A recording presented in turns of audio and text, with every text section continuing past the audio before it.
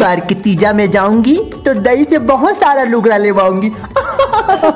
तीजा के दिन मेरा दही कितना मेरा रास्ता देखती है, राहें तकती है मेरी दही। लेकिन औ दीदी बहनी लोग आ जाएंगे तब तो मेरे लिए ठेठी कुर्मी नहीं बाचेगा। दही मेरे लिए जोर देना दही, बिना बोले मेरी बातों को समझ जाना दही। सो गाइस फाइनली मेरे डौका मान गए हैं, मुझे तीजा में जाने के लिए रेडी हो गए हैं।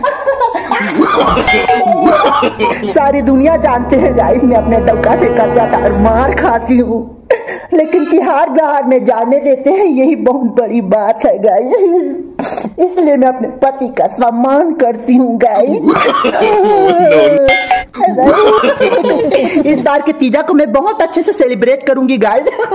चारी करके ओखर टूटी ओखर फाटी, दोहा डोडौका लेके भागी तो दोहा दैसे दैसे लंदर फदक।